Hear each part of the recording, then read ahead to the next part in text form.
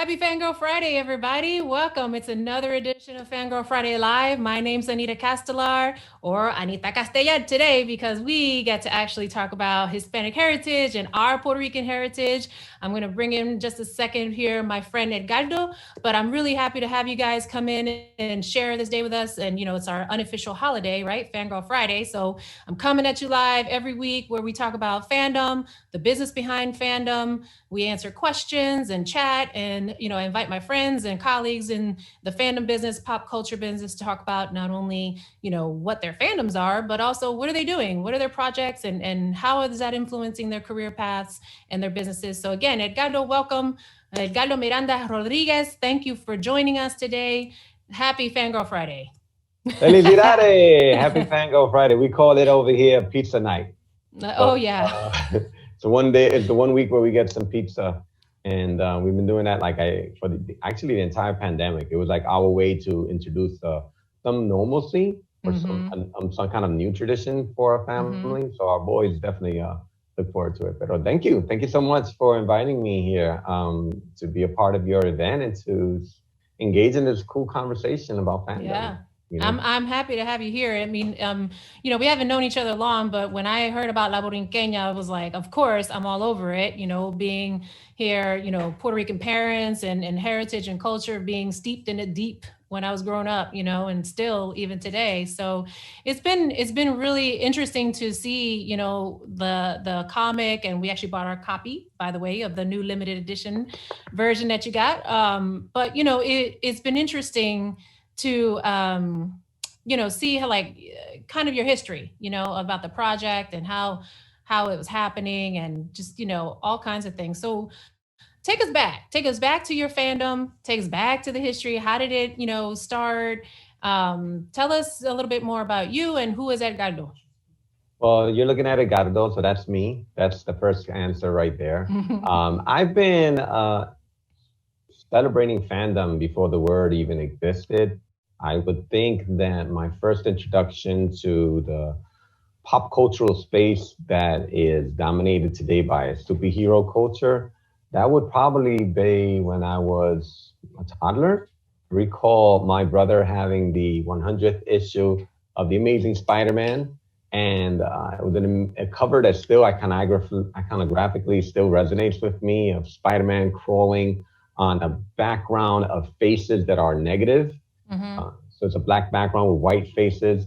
And I was so obsessed with it that I would take a pencil and I would draw around the mask over and over again. And the mask came off the cover and pissed off my brother.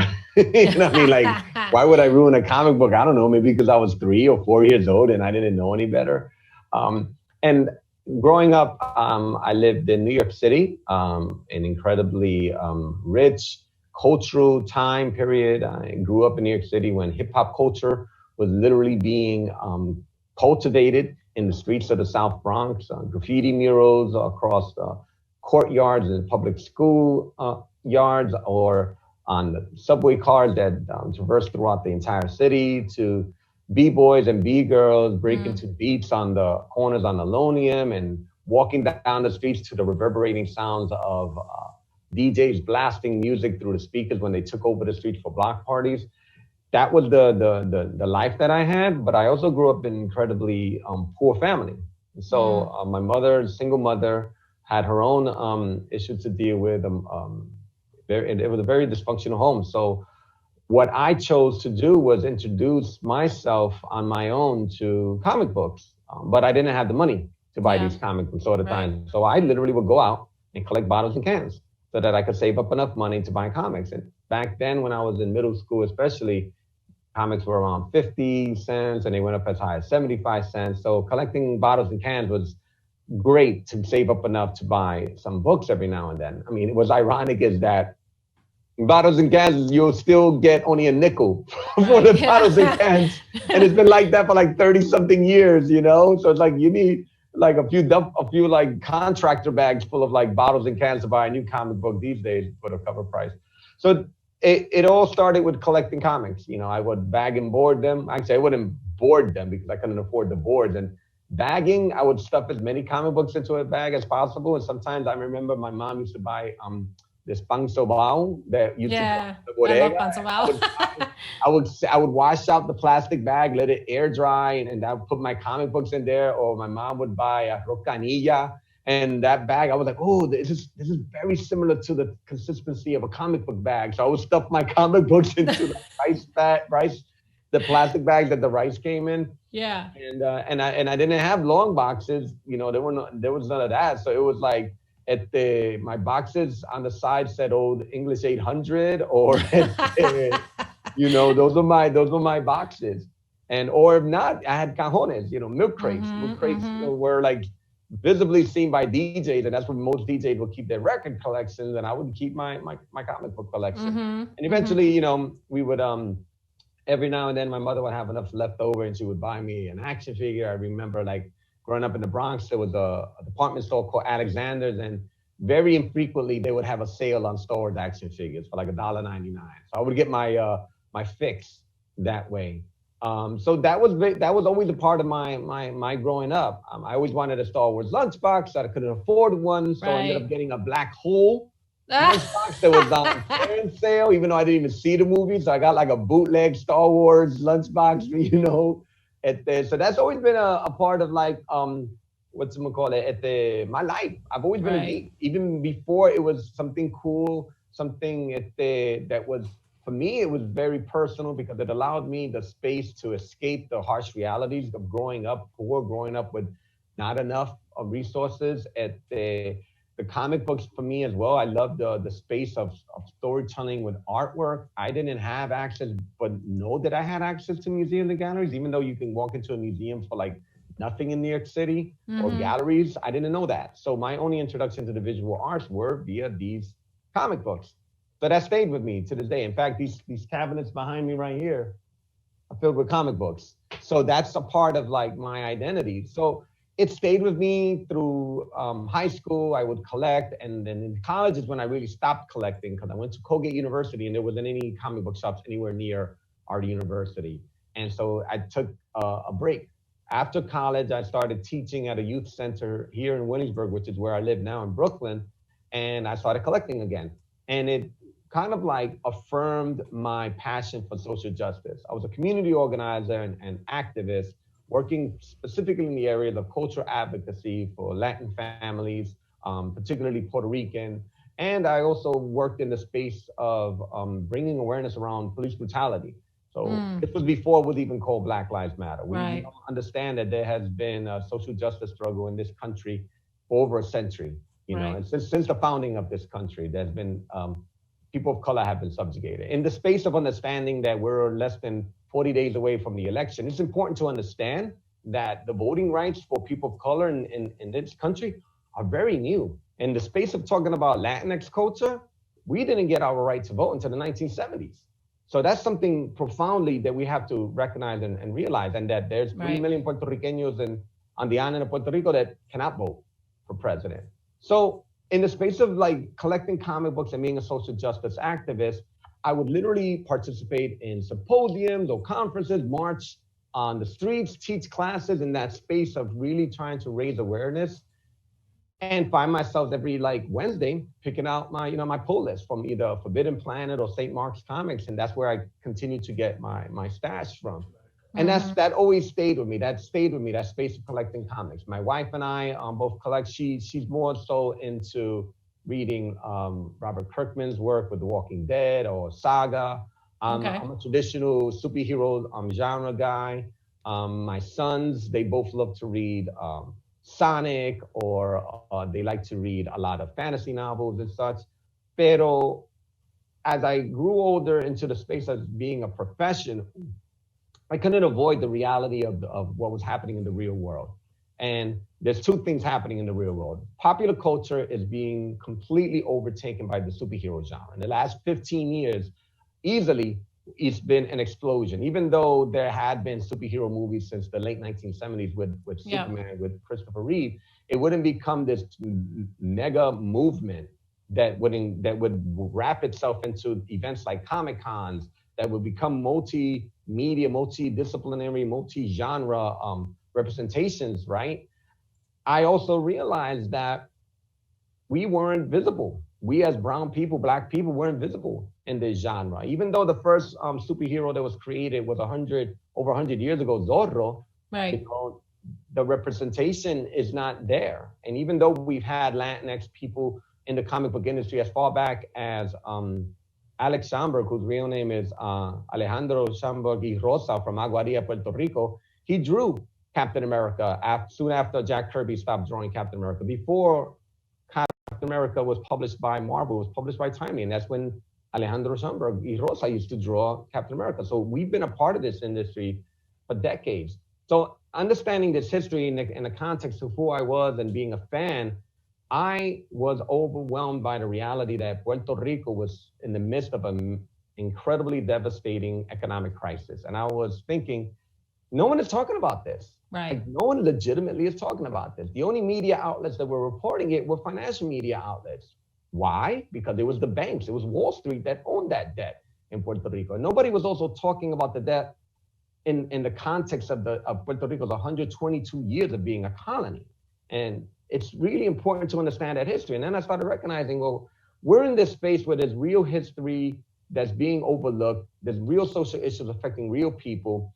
And we're in a space where people are enjoying popular culture, particularly the superhero genre, which is centered around narrative for social justice. Right. I mean, understand that. Righting the wrongs. Righting the wrongs. Pero eso se queda en la página. That literally stays on the pages, and people read that comic book and they go, I feel so much better. And then the world around them is madness, and they completely are like tone deaf to the reality around them. And I didn't want to. They don't see the irony that the righting the wrongs is on the page and they're reading it, but then they're like, okay, and then I'm going to close the book and I'm not going to do anything in my daily life. Right. So that's when I entered into the space of saying, I need to create La Borinqueña. Because I was like, look, I wanted to talk about Puerto Rico the way I'm talking to you right now. I didn't want to enter into the space of becoming an independent publisher to say my superhero can do this and her abilities are about that. It wasn't about that at all. Those were the conversations I had when I was in middle school and in high school and the cafeteria tables. Right, I'm way past those conversations right now. It's about really saying, this is the platform that's been given to me because of this story and the buzz that this project has received. Now I can actually engage people in a real discourse about what's going on in Puerto Rico. And that's what I've been able to do with this character. And the real reason why the character was created is that she's a real manifestation of my need to address the injustices in Puerto Rico and to also go beyond Puerto Rico and really look at climate change and how that's a real issue that affects us all, no matter how old, where we live, what race we are, religion. Looking at you, Beta, landing, making landfall in Texas, right? Like looking at the storms. And that's kind of like, how it all started and how it continues. Yeah. No, I find that incredible. So for those who are not familiar, tell a little bit about the name Borinqueña, Borinquen, give a little history on that. So Puerto Rico has been a colony of the United States for 122 years. And before that, it was a colony of Spain. That's where the name Puerto Rico came from, the rich port, because Puerto Rico, like many other parts of the New World, were seen for the resources that they had. Puerto Rico had a lot of gold and other resources. The original indigenous people of the island of Puerto Rico were the Taínos, and they were a nation that spanned throughout the Caribbean, from Cuba, Dominican Republic, Haiti, Puerto Rico, Jamaica, Barbados, many Caribbean islands where Taínos were found. The original name of Puerto Rico was Borinquen. And in the Taíno language, Borinquen means land of the noble creator. But growing up in this kind of patriarchal world of understanding religion, many people think of God as a male figure. Pero the Taínos of Puerto Rico, they actually believed in a mother goddess, Atabex. And as a deity, Atabex, she had twin sons, Yucahu, the god of the sea and the mountains, and Huracan, the god of the storms and the elements. The word hurricane literally comes from the Taíno language, Huracan. So the name Borinquen is the original name of the island. And then in 1868, when there was an uprising to overthrow the Spanish Empire, led primarily by women like Mariana Bracetti that created Puerto Rico's first flag, the lattice flag, in that space of independence from Spain for literally a couple of days, there was a poet named Lola Rodríguez de Tio, who took lyrics and actually composed Puerto Rico's first national anthem, La Borinqueña. So she took the name Borinquen, the original name of the island, and feminized it and literally named it La Borinqueña. Many of us, when we look at our homelands, we always refer to it as our mother country. nuestra patria. We never say nuestro patrio. We say our. So in that space of understanding, right, and that space of understanding and recognizing the feminist energy and power that's already there, that's where La Borinqueña came from. So I wanted to create a character that was going to be unapologetically Latin, unapologetically connected to her heritage, but a real island, not a fictional country that's wedged someplace in Central Africa, not an island that exists in the middle of the Mediterranean in the imagination of a man, no, but actually an island that is steeped in rich mysticism, history, struggle, and still to this day, and that's where the name Borinqueña comes from. So that comes from the original name of the island, which comes from the Taínos, and the name of the national anthem as well. Wow, that's great. So then, how did you start to get the idea of, promoting her, creating her story, her background? I guess maybe without giving too much away from the comics, because we want people to, of course, purchase the comics, and we'll get into that in a minute. But, give a little bit about her and why, she came to be, and what are her superpowers, and then I guess then that, wraps around reality, the real bits. So in the space of the actual creative writing and the development of this fictional character, I wanted to tap into what was happening right now, understanding that this young Generation Z, the Zoomers, right? They're a very strong voice community of young people that are very aware of climate change, are very aware of racial injustices, are very connected because of social media to what's happening in the real world. According to the Pew Research Foundation, there's an overwhelming trend now that young Latinas across the United States are embracing STEAM, science, technology, engineering, arts, and math. And I wanted to create a character that reflected that. I also wanted to create a character that was Afro-Latina, understanding that mainstream media's very, very small portrayal of Latins is so small, but even that little bit that exists is an underrepresentation of what we really look like. Or a misrepresentation. Right. I'm a light-skinned Puerto Rican, and and I use my light-skinned privilege and my male privilege to enter into the space to say that we don't all look like this. Right. And I chose to have her as an Afro-Latina because that's an underrepresentation of our community, not just in Puerto Rico, but across.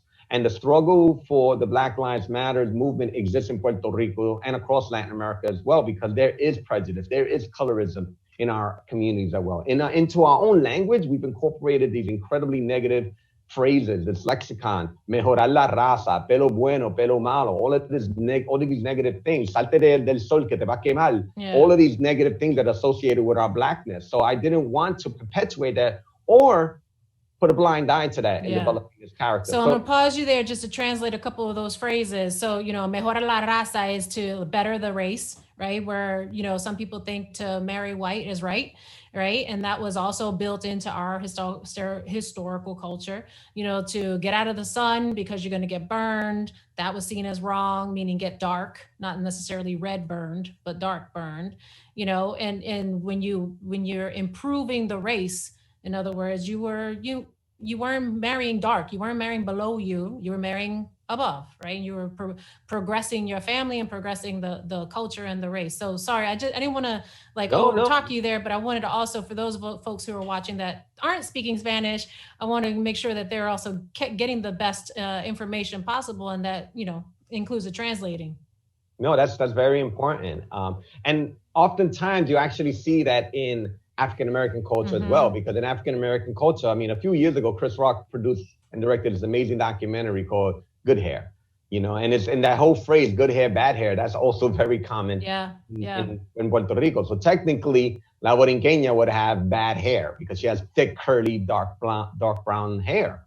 So in creating this character, a lot of those elements were very necessary to visually represent her. Now, her mythology would be important in actually crafting her origin, crafting her power base. Most superheroes are already rooted in mythologies and in histories that exist that predate the actual comic books. Superman is pretty much a metaphor for, or analogous to Moses.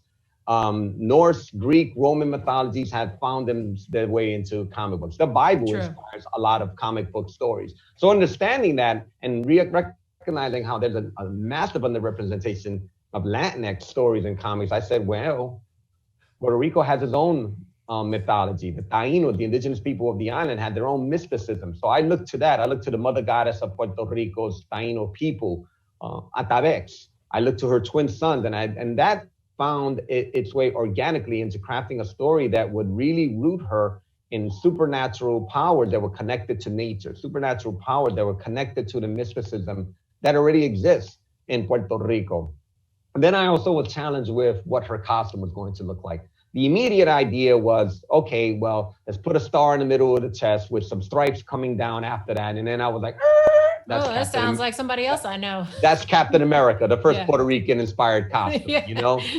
So we obviously didn't want to do that. So in looking at flags, I actually was referencing the original Puerto Rican flag that was from a revolution that occurred 152 years ago, which was actually recognized just 2 days ago on the 23rd of September. And that's the Lattes Revolution. Right. There was an original flag that was created, and there was a white star that was in the top corner of the flag. So in designing that, I looking at that design, I applied that to designing La Borinqueña's costume. Mm-hmm. And in designing her costume, I said, instead of having the star in the center of her suit, I'm going to move it up the corner of her suit. And instead of having a white cross divide the colored areas of a costume, I added in piping to distinguish all the different colored areas. Right. So the very I think we're going to show a picture of her too while you're talking about it so that people can see it up close. So it's a very asymmetrical design to her. There's nothing very symmetrical about it. So it's almost a hybrid of both flags as well.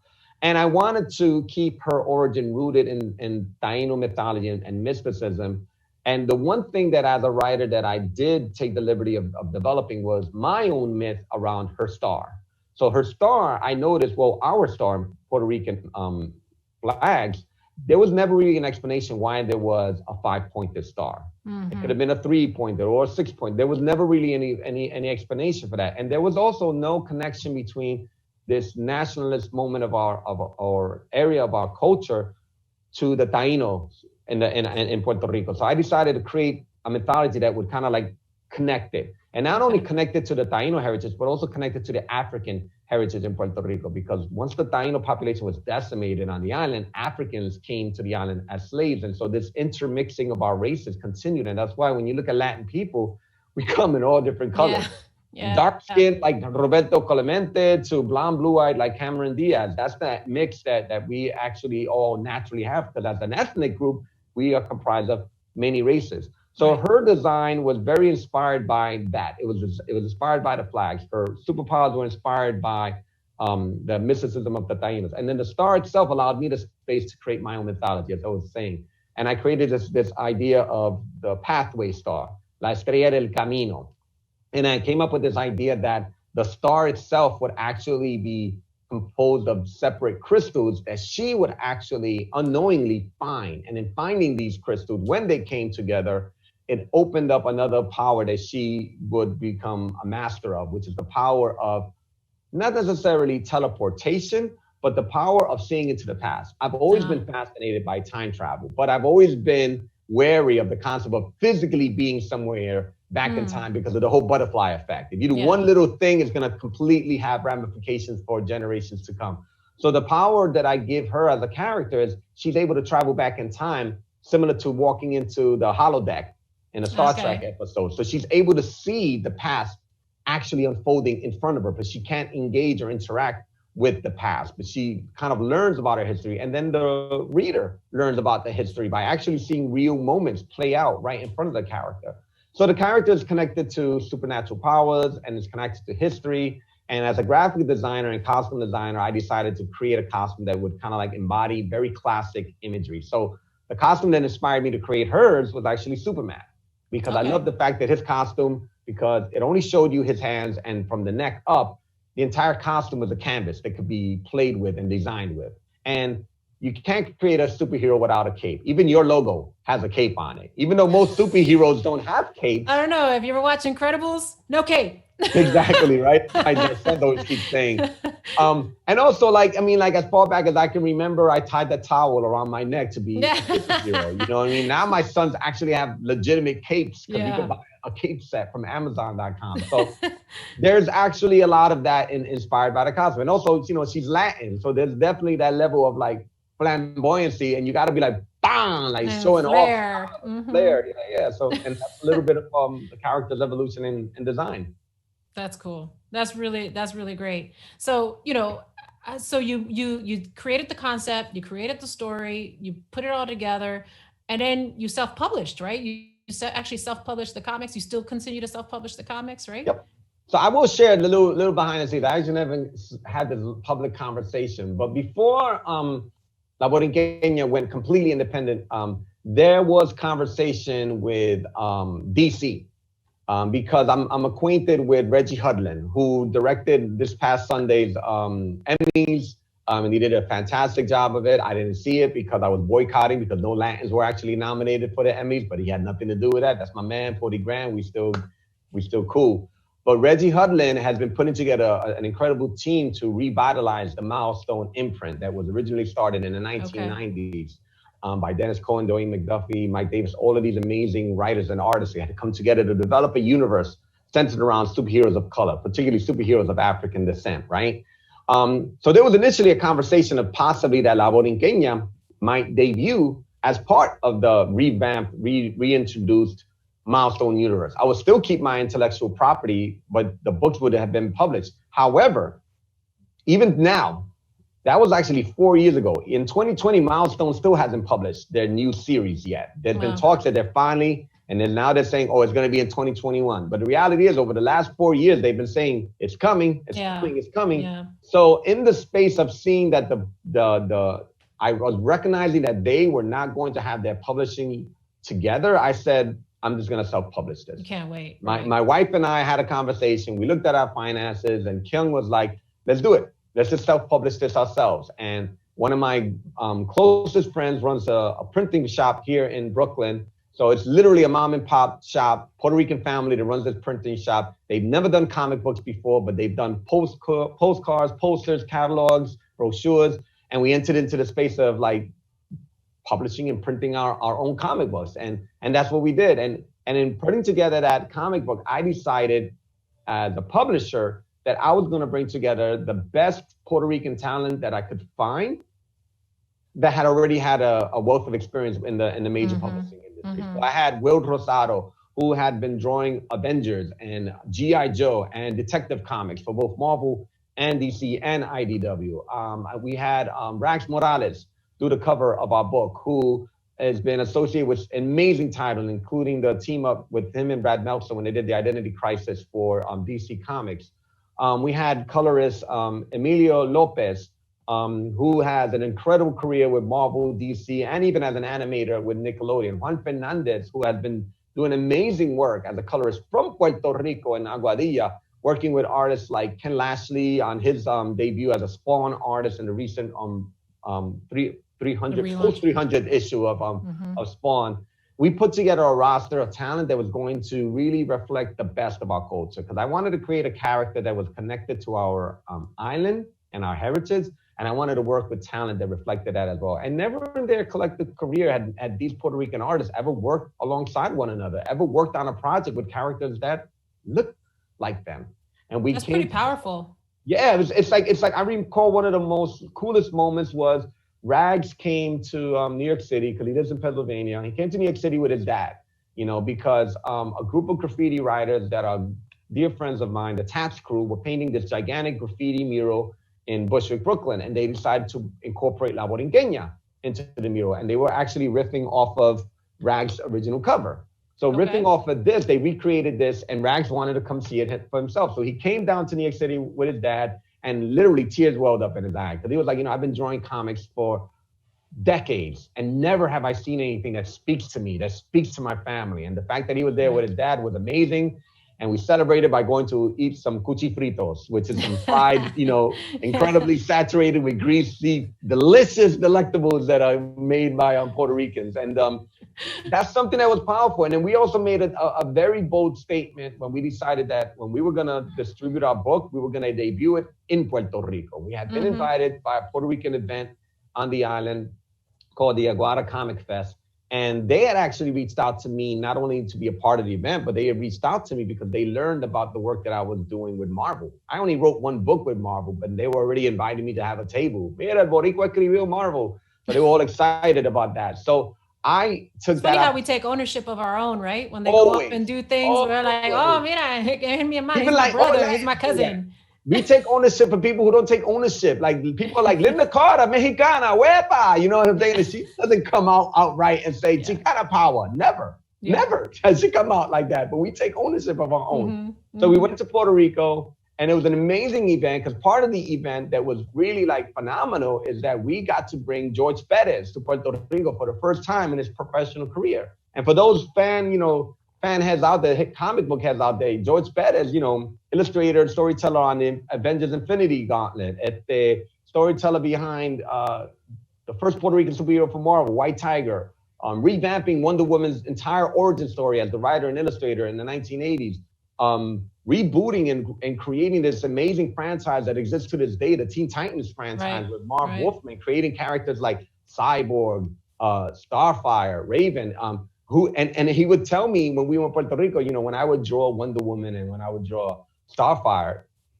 I was drawing Puerto Ricans. That's what he was telling me. And in that space of like debuting La Borinqueña's first issue in Puerto Rico, it was surreal. It was incredibly surreal because I didn't know what to expect. I didn't know if there was going to be a good response, and it was an overwhelming response. I was doing media interviews across the island. We made it to the front page of newspapers on the island.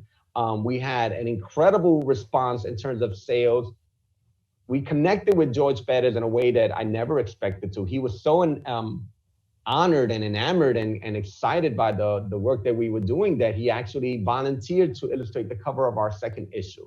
Wow. And he illustrated the cover of our second issue as a gift.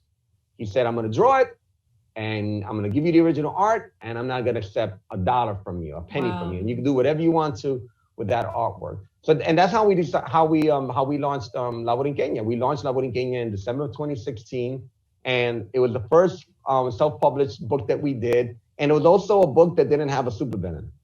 And many people couldn't wrap their heads around that, because when you're so steeped in this whole space of like comic book superhero culture, a hero is defined by their rogues gallery. How can you have a hero and not be that? And what I was trying to do, you always need a good villain. Right. And what I was trying to do in this space is saying, look, for the most part, we have to always understand that comic books are in the space also of white patriarchy, and understanding these rules and these guidelines that kind of like been established.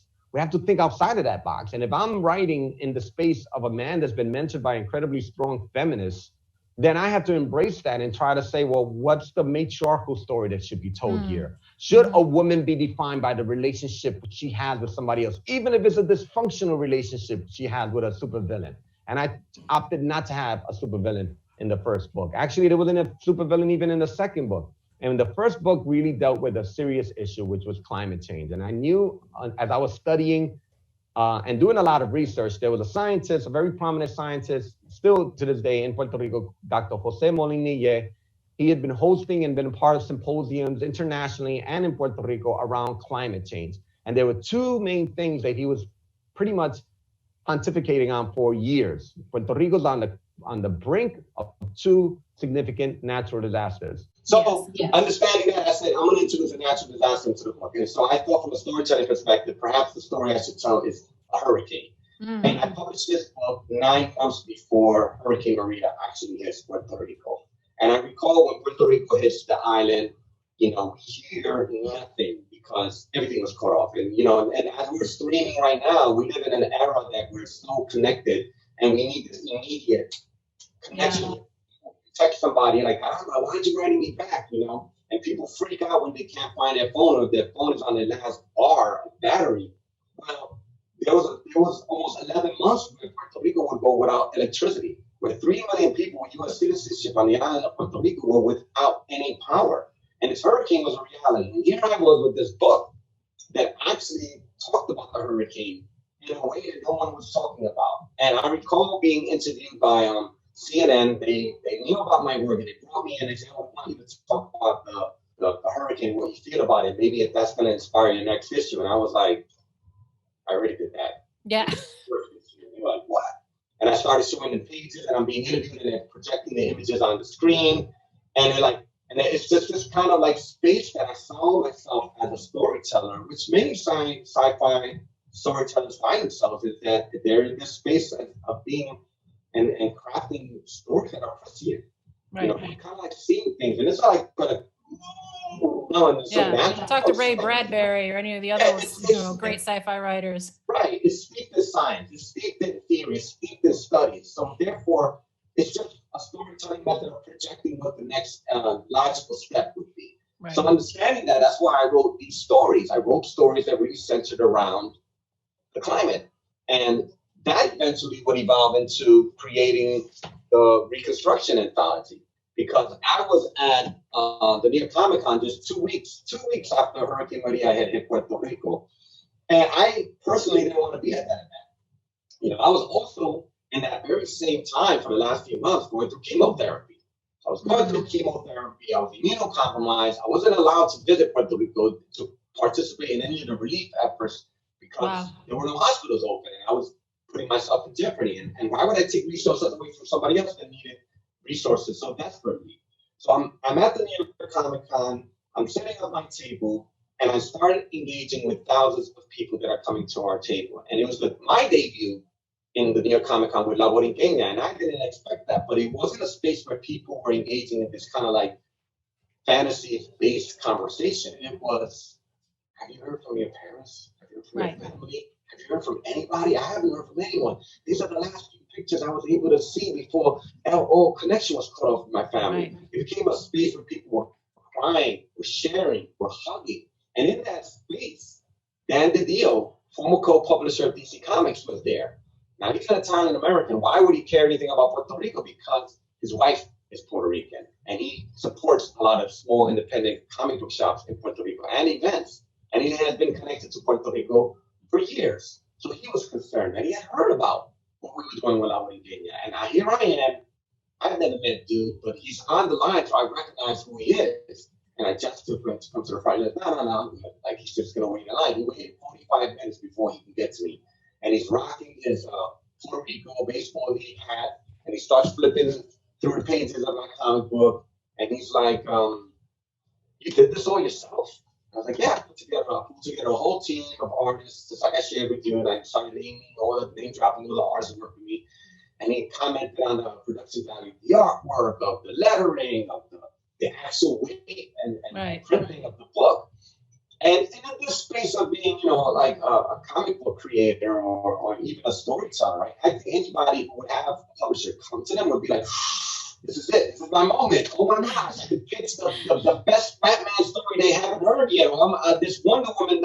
No, that's not at all what came across my mind. What came across my mind was, and I said it out loud, and I looked at him, what are we going to do for Puerto Rico? And in that space, he said, what would you want to do? And I said, I think we need to team up. I think we need to make like an actual superhero team up where La Borinqueña teams up with the Justice League, with the DC Universe, and that we make a book, and that this book can raise awareness and also raise some money for Puerto Rico. And we started this conversation, and after Comic-Con, and less than a week after Comic-Con, we entered into a formal agreement. And DC allowed me access to their entire catalog of characters for free. They gave me a complete free license to use their characters. They also gave me complete access to their roster of talent. All of their roster, especially writers and artists that were exclusive to them. As long as they were available and interested in the project, and many were. Right. Kevin, Dennis Cowan, Gail Simone, Greg Pak, Frank Dinner. So many comic book legends and contemporary writers and artists started flocking to the book. We had, at the end, a 200-page book that became filled with over 200 contributors. And this book became a product of Hurricane Maria, a response from my corner of the comic book industry. And there were other books that were published, and amazing work. And shout out to Lion Forge for Puerto Rico Strong. What we decided to do with La Borinqueña really was based on the leadership of my partner, my wife. She didn't want to raise all this money and just cut a check to a nonprofit and was like, that's it, we're good. She said, look, they're going to be rebuilding in Puerto Rico for years to come. And also these larger nonprofits, how do we understand what they're doing with the money? How do we know that the money's going to get directly to people on the ground that need it? Right. We had our team of it to form our advisory committee, and we started soliciting proposals from nonprofit organizations on the island. My mentor, former founding member of the Young Lords Party, Iris Morales, was on the ground in Puerto Rico, woman in her 70s. She was on the ground in Puerto Rico days after Hurricane Maria, meeting with young activists and organizations across the island. And she pulled together a list of organizations that we should start looking at. She literally vetted these groups for us. And we started seeing that this book was doing incredibly well. It is exclusively written up by the New York Times to announce that it's going to be published. It becomes the #1 bestseller on Amazon for 4 months straight. And it raises close to $250,000 for us. And what we decided to do with that is put that all into a fund that we call the Borinqueña Grants Program. And for 3 years in a row now, we've had the resources because of the sales of this book to actually continue to offer grants to grassroots organizations. It became self-funding through the sales of the book. It became a sustainable project. And we also started recognizing everything that we were publishing was connected to our philanthropic work. It wasn't just Reconstruction anymore. It was all of the books that we were publishing were directly connected to this continuous sustainable work of philanthropy. And it goes back to the beginning of this conversation. Is if you're going to create a superhero and you're going to talk about social justice, then what are you doing in the real world to make a difference? You know, when Black Panther did incredibly well at the box office, it was after the fact that Disney was like, let's cut a check to the NAACP, right? And that's dope. But philanthropy, charity, social justice work shouldn't be an afterthought. It should be there from the very beginning. If you're going to craft stories around social justice, then it needs to be something about the work that you're doing that actually is connected to making real change. Because if not, you're like my mom would say, tú eres una hipócrita, you know what I'm saying? Hypocrite. Hypocrite, you know what I mean?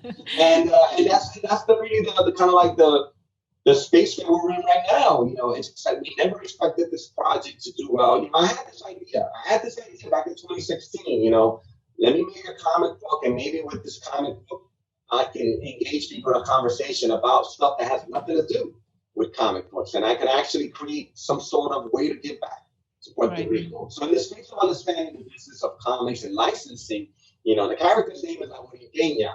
So I look at the philanthropic work they were doing as our licensing fee to Puerto Rico. You know, it's like no one can own the name Borinqueña because that's the national anthem, that's the original name of the island of Puerto Rico. But we give back through our charity work. We don't profit off of the culture. We uplift the culture. We continue to do sustainable work that provides the reconstruction of Puerto Rico. So what are your goals for La Borinqueña? And you know, I see your mug there. So I'm assuming you have some merchandise that you want people to obviously participate in, and of course the comics themselves, because like you're saying, all of that's going through to the philanthropic work that is funded through the organization, through the foundation. You know, it's going to directly on the ground for folks that are in the island, you know, on the island and in the work, in the trenches. So, you know, what's the next step? What's the next goal that people could help out or share your awareness or contribute? So we always tell people that... And get real close to the microphone so we can hear this part, because this is really important. we always tell people that we're able to create a model of philanthropy and charity that is easy to be a part of. And, you know, I mean, obviously it'd be great if people can donate just a check, you know, 100,000, whatever amount. But if that's not who you are financially, then just actually like picking up a book, well, that actually supports the philanthropic work. So picking up a graphic novel, picking up a few graphic novels, picking up a Borinqueña mug or t-shirt, like the merchandise that we create off of this brand, off of this character, that continues to sustain the philanthropic work that we're doing. You know, and this is all independently done. You know, we independently write, produce, publish, design, package all of these books ourselves. You know, I'm in my office in Brooklyn, and these cabinets behind me are filled with La Borinqueña comic books that go out to everybody. We're in the production of our third graphic novel. And as an independent publisher, you know, we work with very limited resources, so we don't have a publishing schedule like the big two. We're not going to put out a new book every week because that's just not realistic. You know, we'll put out the book when we have the resources to do it. But we also look to engage in new opportunities that can truly engage people in new ways, because we don't just want to say give. We want to give you something. for helping Puerto Rico. We want to give you a good story. We want to give you some great merchandise. We want to give you something that you can show off with pride. If you're wearing a little button, or if you're wearing a t-shirt or a hat, it's something that you're saying, like, you know, this hat looks dope on me, and this poster on my wall looks really cool in my house, but it also makes me feel good because I know when I got this, I'm actually giving back. I'm giving back to organizations that are dedicated to arts and literacy, organizations that are dedicated to women's health and reproductive rights, environmental justice, sustainable farming, establishing and developing spaces like libraries for the community. That's where our requests actually go to. And we post this on our social media. It's not the most popular post. They're not getting like thousands of likes, but we share that. You know, we get more likes for the artwork than we do for our philanthropic work, but the philanthropic work isn't going away. It's still part of who we are. And, you know, and we're still working on other projects. One of the projects that we're really, really excited about is by the end of this year, we're going to be releasing a song. So it's actually the first time that we're actually going to be entering into the space of music production. We came up with the idea. There's an old school song that's been around for, goodness, maybe 80 years now. It's called Que Bonita Bandera, What a Beautiful Flag. And it's a song that was originally created as a song of protest. And not many people know that, because people who sing the song, they don't really get past the chorus. Que bonita bandera, que bonita bandera, and then because nobody else knows the words. And that's it, right? And the flag was important to understand because the flag was created here in New York City in 1940 and in 1895. And when it came to Puerto Rico, it was associated with this kind of movement to overthrow Spain. So then it became synonymous with independence and it's synonymous with struggle. And when the United States invaded Puerto Rico in 1898, it was in this really interesting space, like what's going to happen now with Puerto Rico and this movement for independence. And it still to this day is the world's, not just the U.S., the world's oldest existing colony. Every day it grows older, right? 122 years and counting. So in this space where this flag was, the first elected indigenous Puerto Rican who became governor of Puerto Rico, Luis Muñoz Marín, decided, well, we should outlaw that flag. We should make it illegal for that flag to exist. In fact, let's write a law. It's going to call it La Ley de la Mordaza, the gag law. And if you display that flag, if you wave that flag, if you sing the original lyrics by Miranda-Rodríguez and the Borinqueña anthem, and if you gather with people to celebrate and talk about this, you'll be arrested. You'll be fined $10,000. You go to jail. And many people were. And ironically, the United States had to step in and say, yo, these are U.S. citizens. So that means they have the freedom of speech. You can't take that away from them. You can't, even if you disagree with what they stand for, you can't take that away from them.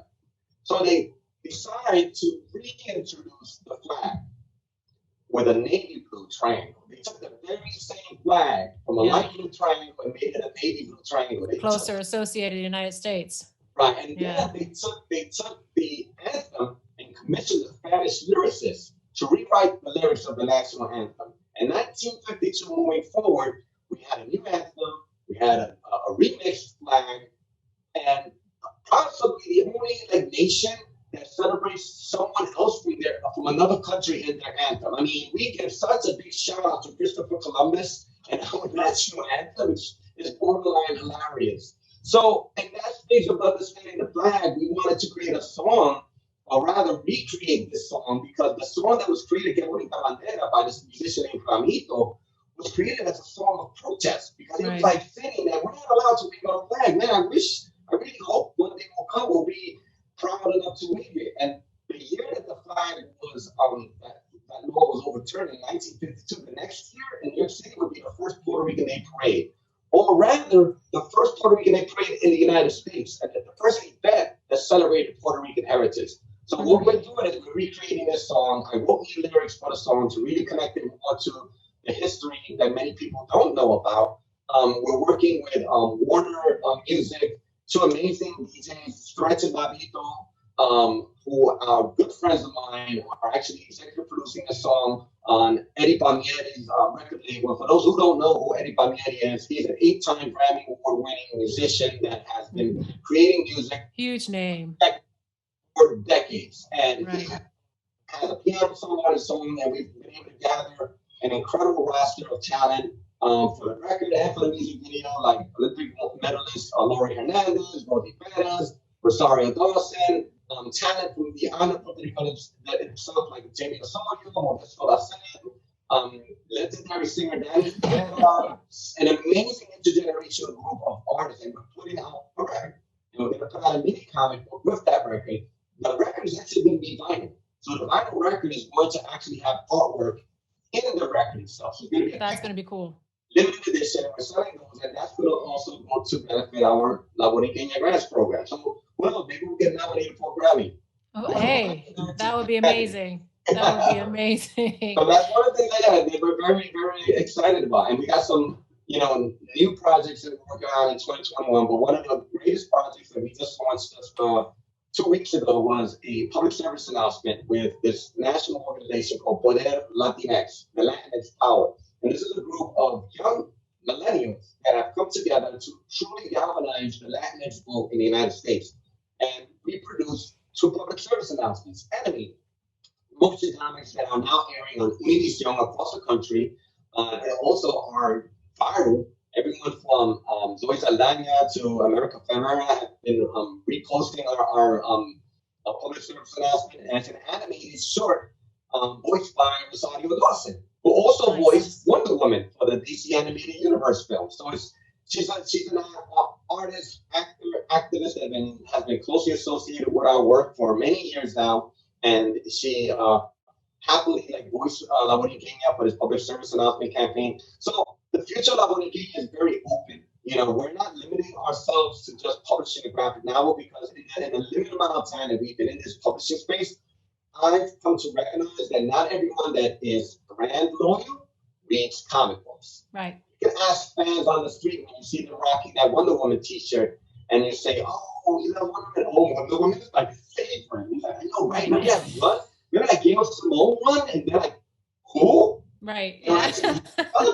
They think they saw the movie that makes them a Wonder Woman fan. So that's okay. Everybody's welcome to come in any way they want. And I'm thinking, you know what? That's okay. You don't have to read the comic book. If you're wearing a La Borinqueña t-shirt that makes you a fan, then that's a fan. Maybe the first fans we're gonna get are gonna buy that record that we're gonna release at the end of this year. We're gonna do that. That's what makes them a fan. The more the merrier. So where can the fans find you? Tell us your social media locations.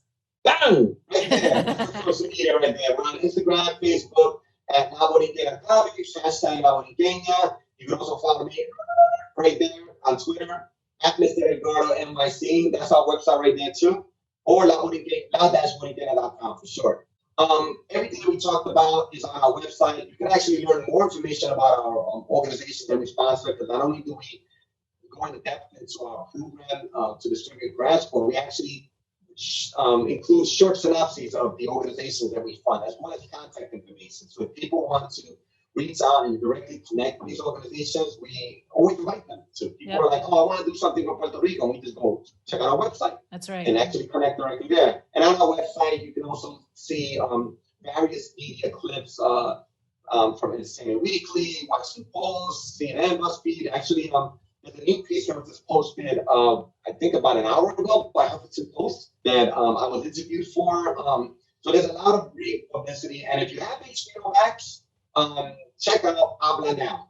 That's a brand new documentary that was produced by HBO that has put together a group of amazing, powerful Latinx voices that are talking about growing up, being Latin here in the U.S. right now. And I was honored with the opportunity of being one of the storytellers in that documentary. That's perfect. And that was pre-pandemic, so I didn't have the pandemic ponytail that I have now. But I get to talk about La Borinqueña. I get to talk about Puerto Rico. I get to talk about our own stories and the necessity and the power to tell our own stories. But more importantly, the necessity and the power to tell stories that are our stories, because we own the stories, not works for hire. You know what I mean? Like, I made my debut as a comic book writer for Marvel, but I don't own that story. Nor do I own those characters. But La Borinqueña is a part of who I am, is part of our family, is part of our heritage, and she's an independent intellectual property. Well, Edgardo, thank you so much for being with us. I'm telling you, this time goes so quick. We're going to have you come back, because, when the song comes out and all these other things that you're doing for the rest of this year. We're going to have a video coming out too, so you got to see everybody doing like doing that thing in the music video. So we'll rock it out. We'll rock it. We'll have you come back again. Thank you for joining us, Edgardo. Thank you for joining us. Who is tuning in every week and supporting this channel on FanGirl Friday Live. And come back and check out La Borinqueña and check out our site and all the good works that they're doing. And if you can contribute, please do. Thank you again for tuning in. We'll talk to you soon. Thank you, Edgardo. Thank you. All right. Bye. Bye.